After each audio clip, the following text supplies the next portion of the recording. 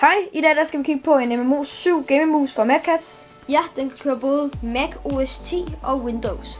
Yes, den bliver styret af USB, så den er ikke trådløs. Nej, og den har 13 programmerende knapper, så det vil sige at du kan skifte om på knapperne, hvad de skal gøre. I det software, der følger med. Ja. Så den har 6400 dpi.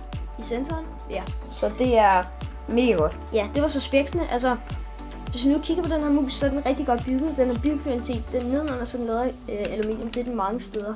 Og rigtig god kvalitets plastik her, som man kan se.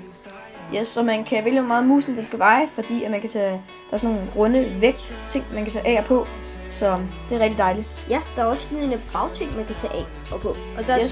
der kommer 2 med, gør det? Jo, det gør der. Der kommer 2 med. Det er nemlig rigtig smart.